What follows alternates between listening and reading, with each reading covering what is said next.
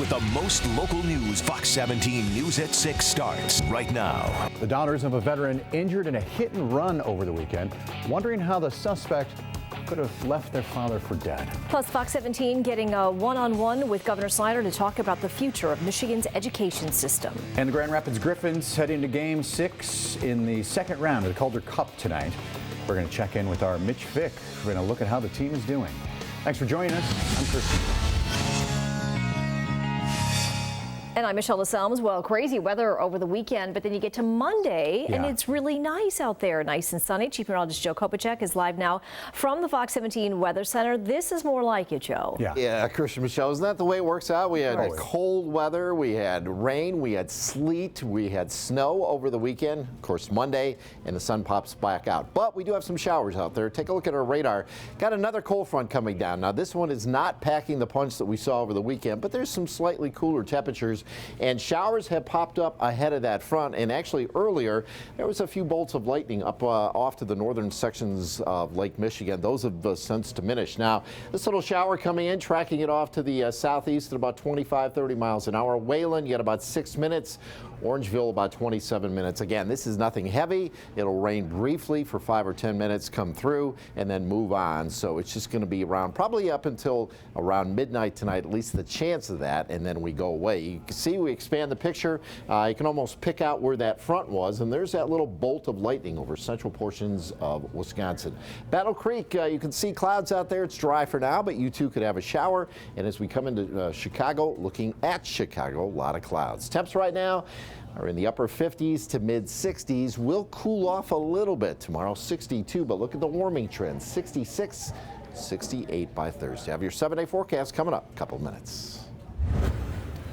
Well, serious hit and run crash over the weekend, nearly killing a local veteran who was riding his mobility scooter. Tonight, he is still in the hospital, but his family is talking to Fox 17 about the crash and the man police say is responsible. Lauren Edwards has his story. I spoke with the victim's daughters, and when I asked how their dad was doing, they fought back tears. They tell me he's in the hospital and he hasn't opened his eyes, but they're hoping for the best. My father has called me babies all my life. That's all I want to hear. That's it. I want him to get up and just say my name. LaDonna Bounds talking about her father, James Pettigrew. Police say they found the veteran early Saturday morning unresponsive in the middle of Goodale Street in Battle Creek. They say he was hit while riding his mobility scooter, the driver leaving him for dead. I just don't understand what type of person would just leave him sitting there and then doesn't return, even if you want to hit and run, at least make a phone call or something. He has a family too, like you have a family also. Police have since arrested the suspect, but Pettigrew's daughters say they're focused on spending every moment they can with their dad.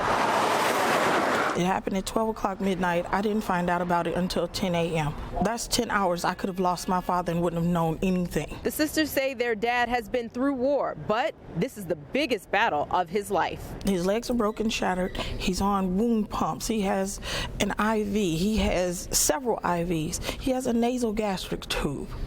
He's breathing, but he still has to have a machine to help. The suspect was expected to be arraigned in court today, but the judge sent the case back to the police for further investigation. In Battle Creek, Lauren Edwards, Fox 17 News.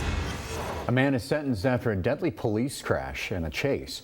We're learning more about a drunk driving crash that killed a woman over the weekend. Janice Allen is here now in studio with a look at what's happening across West Michigan. Janice? Yeah, Christian, Michelle, the brother of a man who was killed by police in a shootout will spend 2 years in prison. Aaron Pelletier sentenced today for fleeing police and felony firearms charges. Aaron and his brother Sean Pelletier led Portage Police on a chase last May after disobeying a traffic stop. You see it here. Sean was killed in the shootout. Aaron was also injured. The brothers had an AK-47 and other firearms in their vehicle at the time. Investigators later found that police were justified in killing Sean and injuring Aaron. A woman is dead and 2 others hospitalized after a drunk driving crash this weekend. It happened on 135th Avenue near 4th Street in Wayland. The Elgin County Sheriff's Office says they saw a vehicle driving recklessly, nearly sideswiping an officer before rolling over into a ditch. Not far from there, deputies say they found a second vehicle had rolled over after the first vehicle crashed into it. The woman in the back seat of that car pronounced dead at the scene. The other 2, a man and a woman, were sent to the hospital. Earlier today, the driver, Dale Mellick, was charged with drunk driving causing death and 2 counts of drunk driving causing serious injury. He's still in jail tonight on a $250,000 bond. Funeral arrangements finalized for a Western Michigan University student killed in a hit-and-run crash last week. The visitation for 21-year-old Nicholas Heil is taking place tonight until 8 o'clock at the Lee Chapel in Norton Shores. His funeral is being held tomorrow morning at 11, with another visitation scheduled for 10 a.m. Heil died after being hit by a car last week during a run on KL Avenue near Copper Beach Townhomes in Kalamazoo. He was a junior at Western. Back to you guys.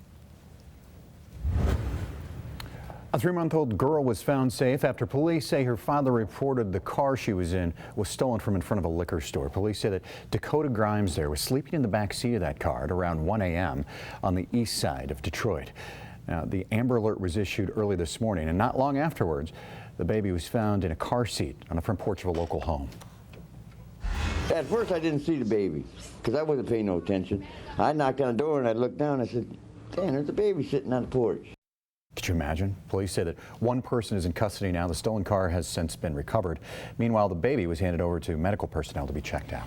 In Flint, a new partnership means more programs for families affected by the city's water crisis. U of M is teaming up with the Flint Community School District to offer teaching methods used at the university's on-campus Early Childhood Development Center. Lead can cause developmental delays, learning disabilities, and health problems in children. Those involved say the program is ideal for kids who have been exposed to lead. Families with kids ages 3 to 5 will get these services at no cost. 14-year-old shooting survivor Abigail Koff is home from the hospital again. Yeah, her Facebook recovery page says the youngest victim of the Kalamazoo shooting spree had another successful operation on Friday and was able to go home today. Take a look at this picture. She was, it was posted on with Abby's favorite nurse there. She had surgery to replace part of her skull after being shot in the head back in February. Her family posted that picture to her recovery pages over the weekend, saying she was being spoiled by the nurses. Meanwhile, the other survivor of the shooting, Sienna Carruthers, was honored by TV personality Steve Harvey today. In a post to Facebook, Harvey says he's made Tiana one of his Harvey's heroes, which of course includes a $10,000 check you see there. The young mother's shielded several children, including her own, during the shooting rampage. She, too, is continuing to recover from those injuries. What should the classroom of tomorrow look like here in the state of Michigan?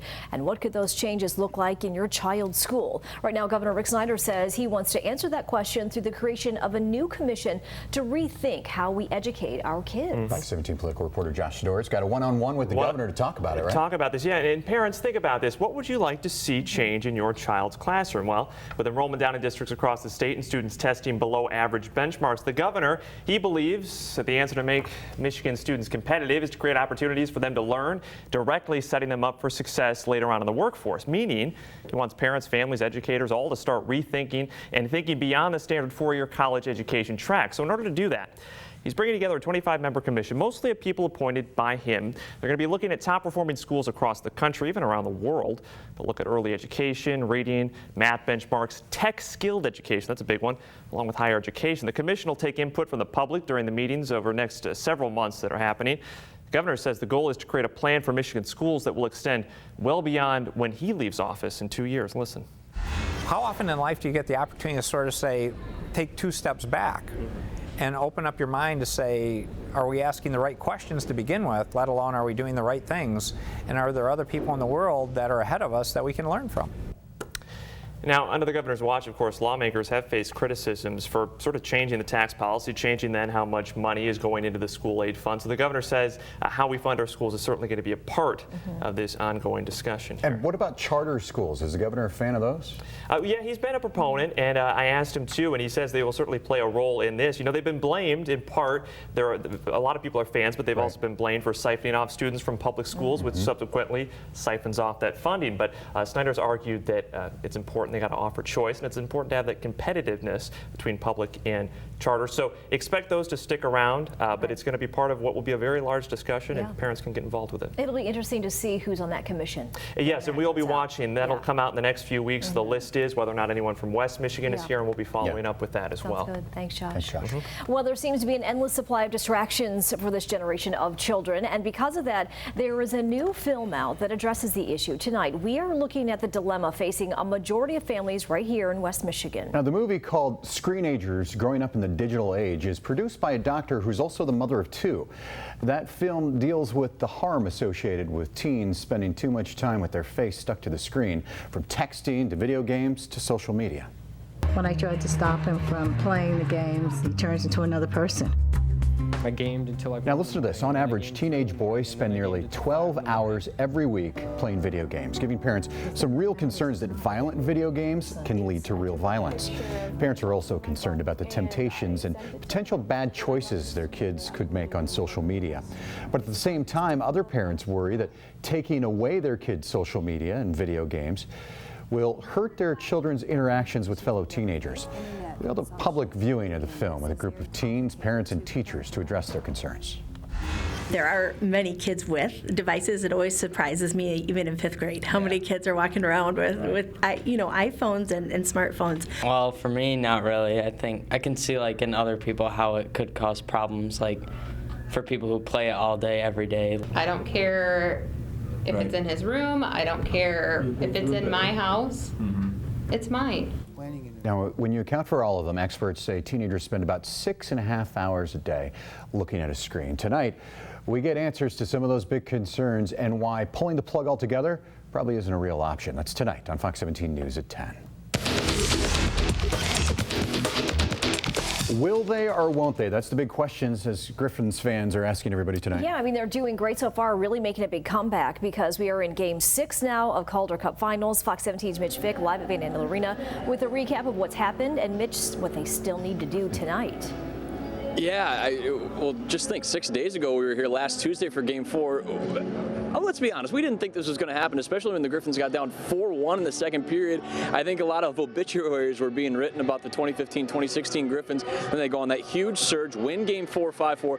Then they go to Cleveland on Saturday and win 6-1, blow the doors off the Monsters. So now, yeah, here we are back at Game 6 here at the Van with a chance to tie this thing up. The Griffins, just the 18th team out of 130 that have got down 3-0 in a Calder Cup playoff series to come back and force a Game 6. If they win tonight and get Game 7, which will be moved to Columbus on Wednesday, they'd be just the 4th team to do that, and they'd try to be just the 3rd team to complete that entire comeback, get back from 3-0 down, and head to the Western Conference Finals. So we'll see if they can do that. We're going to catch up with Coach Todd Nelson here in just a few minutes after the break, and we'll see what he thinks about this. It seems like every time I run into him, we're talking about these crazy streaks going back and forth, and again, we've talked about it all year. This is just par for the course at this point, that a Griffins team would get down and maybe have the chance to make some history with the win streak coming back. So we'll find out a little bit more what Coach Nelly's thinking as we approach game time now, about 45 minutes away. We'll see you in just a couple of minutes. Let's hope they can keep it going. After the break, a local park announcing that it's expanding. We're going to tell you who Frederick Meyer Gardens partnering with and what's coming to the West Michigan tourist destination. Both Democratic presidential candidates looking to Kentucky and Oregon tomorrow. What the primaries could mean for them there coming up. You're watching Fox 17 News.